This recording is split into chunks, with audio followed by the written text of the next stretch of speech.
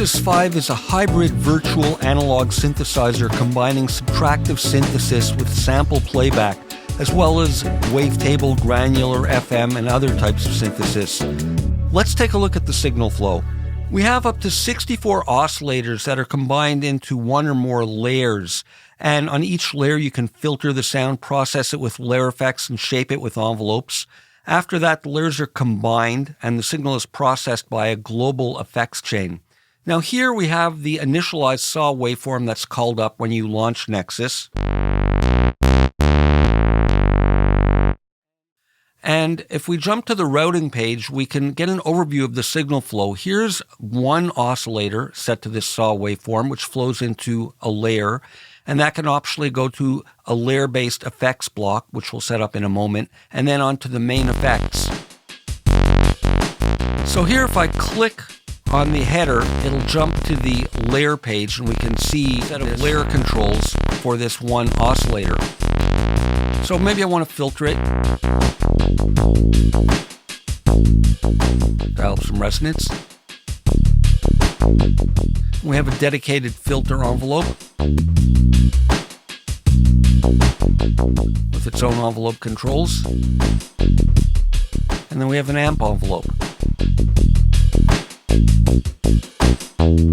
Now for a bass sound like this, maybe I want to turn on the portamento effect so I can get a little bit of a pitch glide transition between notes.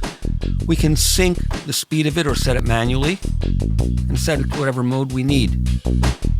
Now here we see the raw waveform, and here it's set to virtual analog, and these are the different types that are available. And I can switch it here and set multiple types of parameters. For example, maybe I want to hard sync it.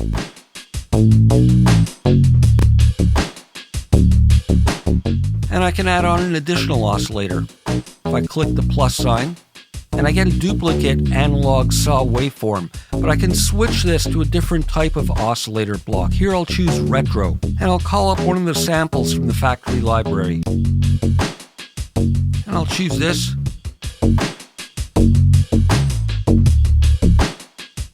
I can solo it, bring it up an octave, add some drive.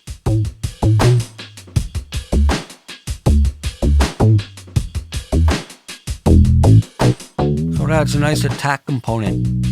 Without it, with it, and there are the parameters for the initial SAW wave. And if I jump back to the routing page, we'll see now these two oscillators routed into this layer. So I can click here and route this to a new effects group.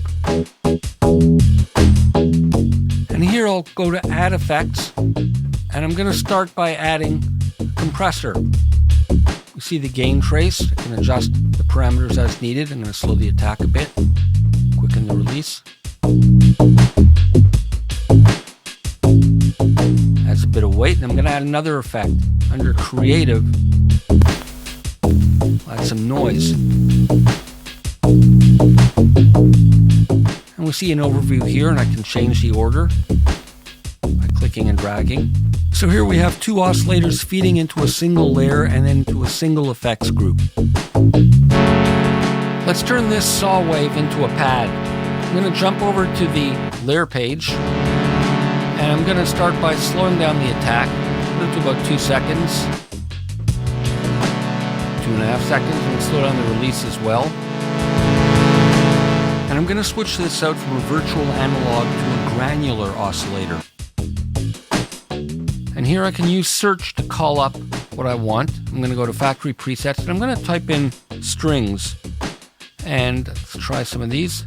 All right, let's start with that.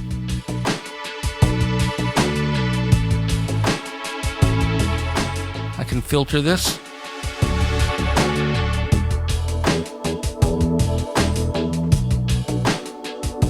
Now I want to add some motion to this sound. I want to modulate this granular position parameter and maybe the filter a little bit.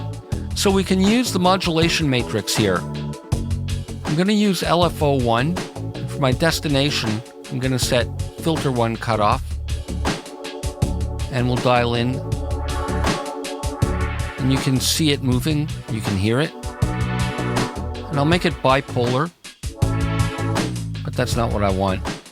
I want it just above this cutoff value. So this filter cutoff is being modulated with this repeating cyclical form or low frequency oscillator. And we can control this layer-based LFO1 parameter here. I can speed up how fast it goes through this repeating cycle, adjust the depth of it, change the shape,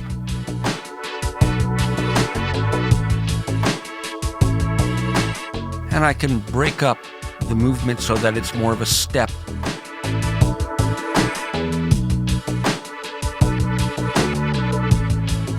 But for now, let's leave it at sine wave. I'll go back to half notes,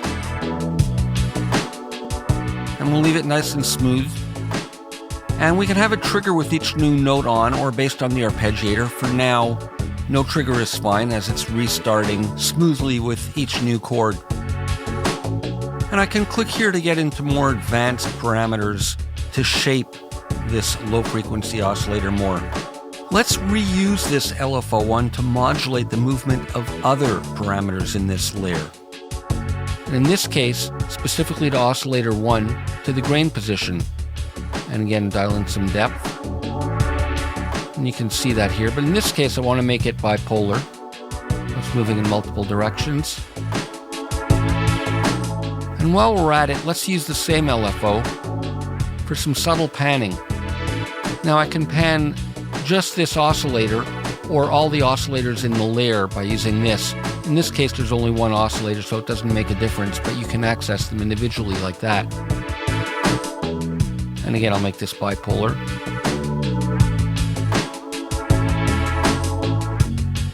Let's create a second layer. I'm going to set this to wavetable for the oscillator block. And I'm going to call up something like this, maybe. That's fine. I'm going to slow the attack down again.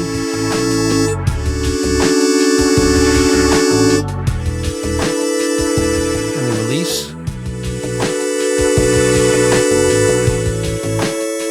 Great, and let's filter it. We'll use a different type of filter, maybe a bandpass. We get a different range. And I'm going to solo this so we can work on it in isolation. Because it's wavetable, we can alter the sound by modulating these parameters. I'm going to Option or Alt-click to reset these. I'm going to set the position at the bottom. And I'm going to go to the step sequencer patterns. We can set the number of steps we want over here. Set the speed. We'll go for something a bit around quarter notes. And we can adjust the contour of the steps and even the depth. Now we can set the routing up here, but we can also drag and drop by clicking there and dragging this, for example, to position. And the routing is set up for us, and I'll make it bipolar. And I'm going to take this and drag and drop it here as well.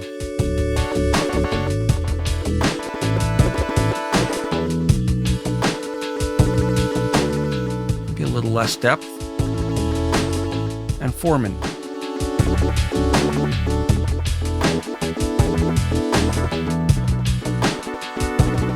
Maybe I'll slow it down a bit. Let's bring in the other oscillator.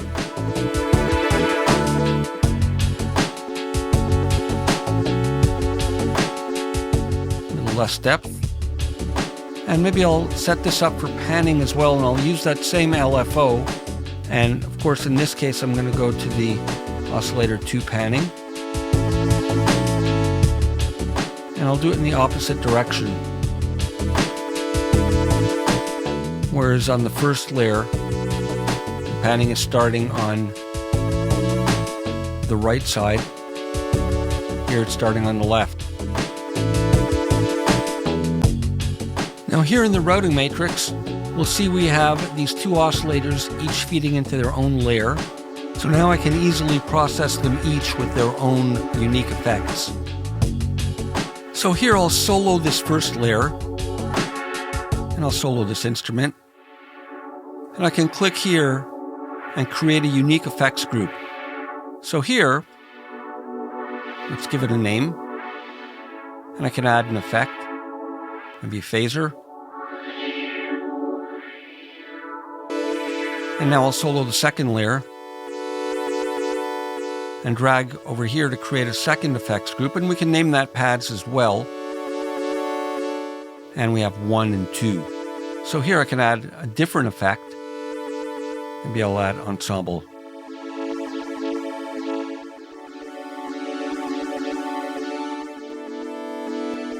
And together. Now let's say I want to process all of these sounds together. Maybe I want to add a reverb, but I want it to apply to both sounds. Well, I can use the main effects for that. And if I jump back to the main library tab here, we have modifiers and layers. And on modifiers, I can add the effect here. So maybe I'm going to go into delay and reverb, and I'm going to add void verb.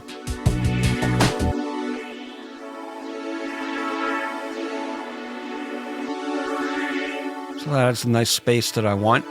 And if I jump back here to the routing page, we'll see the void verb there.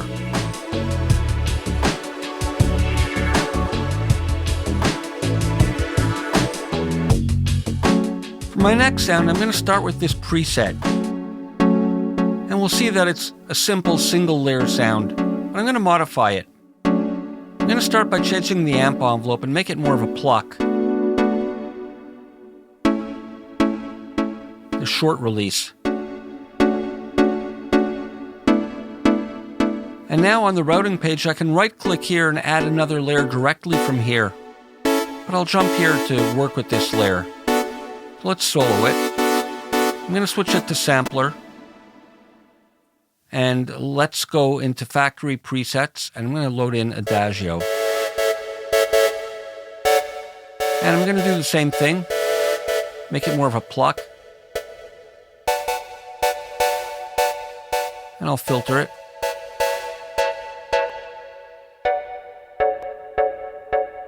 And let's blend it with the other one.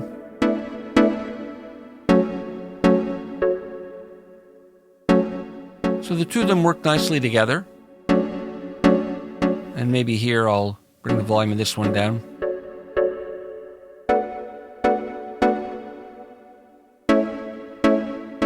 And now I want to add a nice delay onto both of them combined. So again, I can go back to here, and we see we already have a reverb. And I can add my effect here. And I'm going to go into all. And I like the bucket delay. Actually, let me mute that. If I want to add something else first. Try TalkBox. I'm going to bring the dry signal up and dial in just a bit of that. And now let's bring the delay in. I'm going to sync it. Dial down the feedback in the mix for the moment. And we'll bring it down to maybe 1/8 notes. Bring a little in. We'll filter the delays.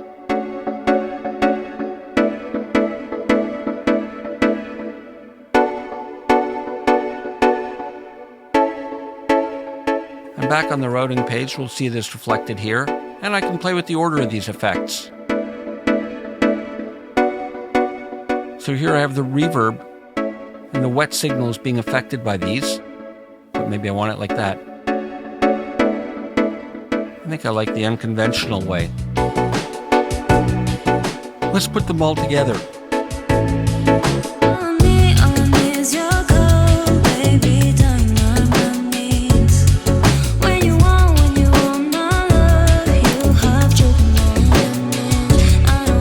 So that's an overview of the signal flow in Nexus 5. One or more oscillators are routed to one or more layers where they're filtered, processed with layer effects, and shaped with envelopes. The layers are then combined. The signal moves through an effects block where it's processed globally by an effects chain, and then onto the output. So experiment, have fun, and enjoy Nexus 5.